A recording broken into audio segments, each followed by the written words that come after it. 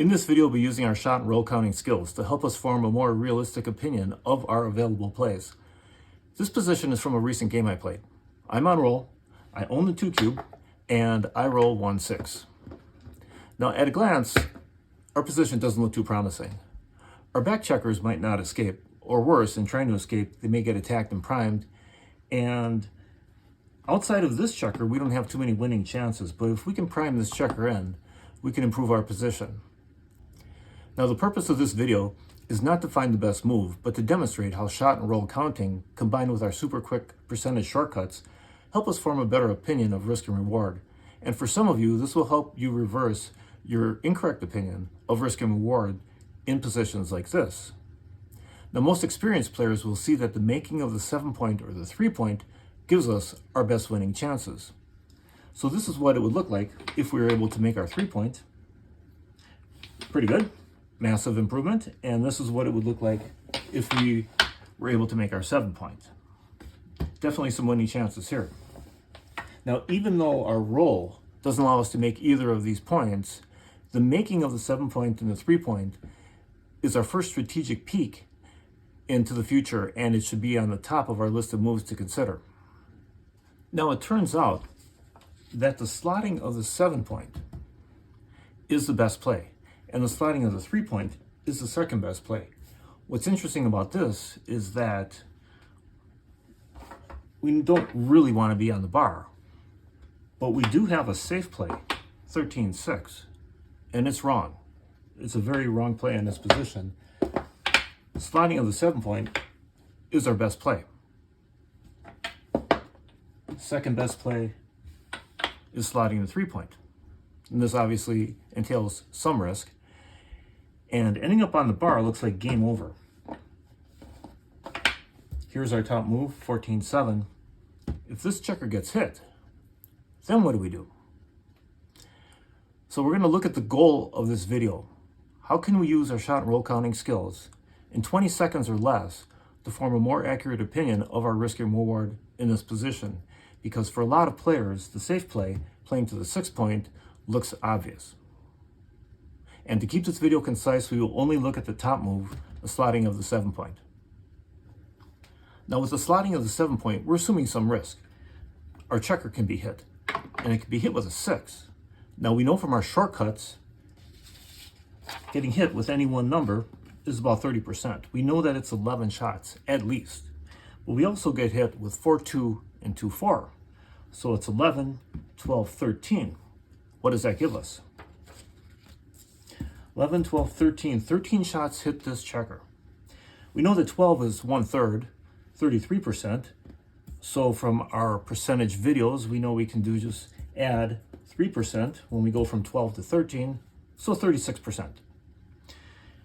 This checker gets hit 36%, and this is what's really important here.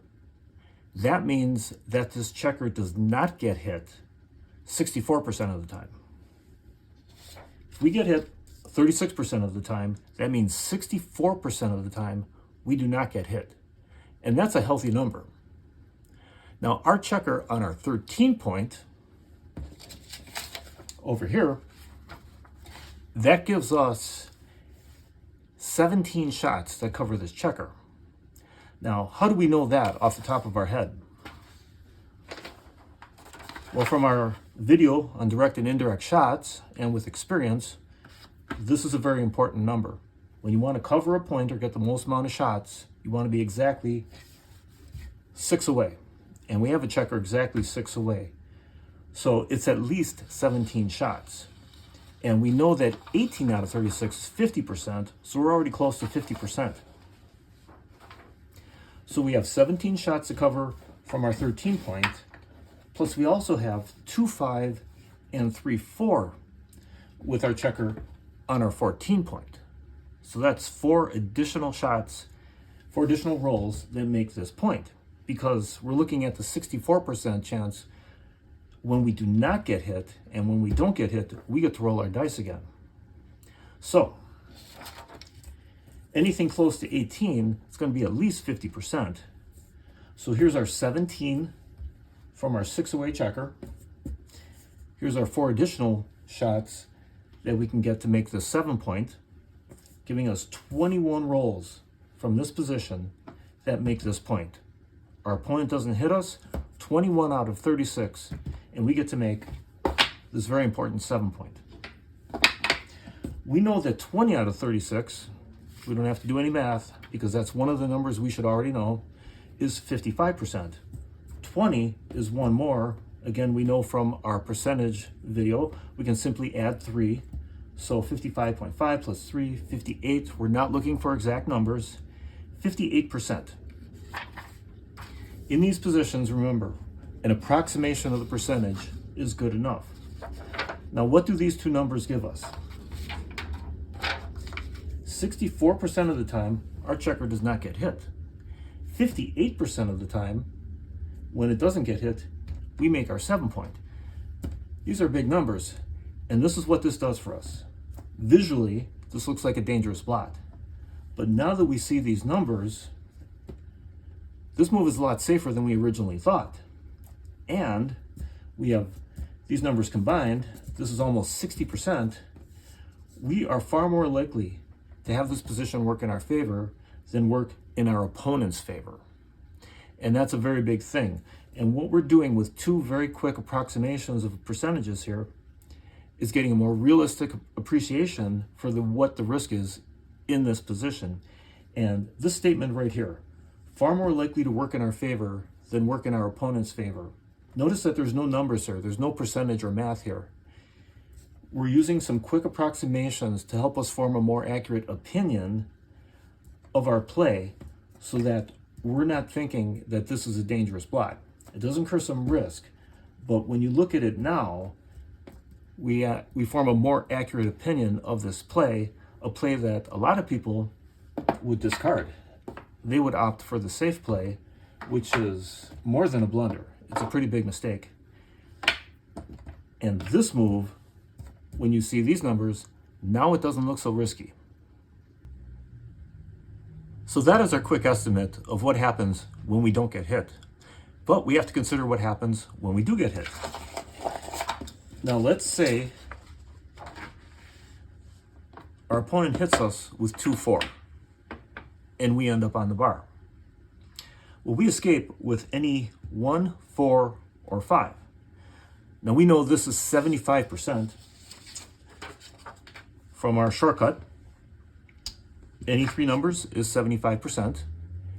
And of these numbers, for example, 1, 6, 4, 6, and 5, 6, we come off the bar and we're able to continue with our original plan of trying to trap this checker. Now we have our opponent's checker on the bar. So that's 2, 4, 6 numbers that accomplish this. If we don't do that, we also have, at a quick glance, 5, 4 where we can make the 20-point, 4, 3 where we can make the 21-point. So we have 6 numbers that hit, we have combinations rather, and we have 4 combinations that make an advanced anchor, and we continue to fight. So at a real quick glance, we're looking at 10 shots that are very constructive for us. So we have our 6 rolls that come off. We have our 4, 16%, 11%, but 10 numbers. We know that 9 out of 36 is 25%. So a quick estimation, we're already with at least 25% of our rolls being very constructive. So we just created 2 quick numbers for us to form an opinion of what happens when we get hit. And those 2 numbers are 75% of the time we come off the bar, and at least 25% of those are constructive. Now, this number may even be higher because if our opponent hits us with 6-2, there are other combinations where we hit with a 4-5, or if they hit us with a 6-3, there's 4-3, 2 other numbers where we can potentially come off and hit. But this is just a quick glance. We're not looking for an exact number. But again, this allows us to change our opinion on the risk and reward of our play. If we get hit, is it the end of our game? It's not as bad as it looks. This is a 3-point board we can come off on. And does the risk outweigh the benefits? The benefits of making the 7-point, again, are very high. And getting hits, not the end of the game. So this is something where we look at not getting hit and getting hit, and they're leading us to thinking that the slotting of the 7-point is not as bad as we thought it was. And you can see that if you look at this position without taking the time to do a quick estimate, a player, an observer of the game, could say, that looks like a really risky play. You're leaving your opponent with a direct shot. It'd be great if you get away with it. But the truth is that our first opinion of risk and reward is often wrong, and with a quick estimate, we can correct our thinking. Now, there are two things we have to talk about to finish this video. I mentioned earlier being able to do this, get an estimate, in about 20 seconds or less. Now, this takes time. You have to practice these things and understand the basic numbers that we use over and over in Backgammon. So I'm going to kind of do this as if I was doing it live. I've looked at the 7-point, and I think that might be the play, but it looks risky. Let's evaluate the risk, and I'll try to do it somewhat in real time. My checker gets hit 11, 12, 13%. That's about 1/3. So that means that it does not get hit 2/3 of the time. When it doesn't get hit, I have 17, which is close to 50%, plus a few extra shots where we follow up and we make this point. So our follow-up rolls make this point at least 50% of the time. And instead of 2 checkers focusing on this point, we also have 3 checkers focusing on these points. If I do get hit, it's a 75% board. 3 numbers is 75%. And some of these numbers, 1, 6, 4, 6, 5, 6, some other combinations that may come up, looks at about at least 9, 10, maybe 11 or 12 shots where we can get hit, come off the bar constructively. So at least 25% of our rolls coming off the bar are going to be pretty good. So maybe a little longer than 20 seconds because I was talking out loud. You don't do this when you're actually playing. But that's important because as you practice, when you're playing live, you can't spend 5 minutes evaluating one position. But you can get to the number 13 quick here with a little bit of practice. That's about 1/3 of the time, which means 2/3 of the time you do not get hit. If you know this number 17, you can see that the cover is going to be over 50%. 3-point board is 75. And a quick glance at some of the really good numbers that come off and re-hit this checker, and you can get a quick estimate that at least 25% of those are going to be very constructive. Now, the other thing we're going to talk about real quick that helps is the instantaneous recognition of a direct or an indirect shot. And what we're looking at there, we have our graph, and that is especially the number 6. If you just remember the number 6, when you're 6 away, 17 shots will make this point. With a steep drop off when it's an indirect shot, and still very healthy, even if you're a little closer, 15, 14, good number of rolls, good number of combinations are going to make this. Now this is how this is used. This is a good starting point when you're looking at a move like this. If this was our starting position, we can see that we can put a checker here, but we've used up our entire roll. We do not have a direct cover. And since we do not have a direct cover, we can see that the combinations that now make the 7-point are pretty thin. And if we do get hit, we're not able to hit off the bar. There's no 1-7, 4-7, or 5-7. And that's the big difference between this position and this position, where we can see very quickly that if If I look at this point, I immediately look to make a direct cover, and I hope I can make the best direct cover, which is 6 away, which in this position we can. So being able to instantly recognize the difference between a direct and indirect shot and understand the difference in strength between those two is the starting point for evaluating a position like this when you're considering a move like this.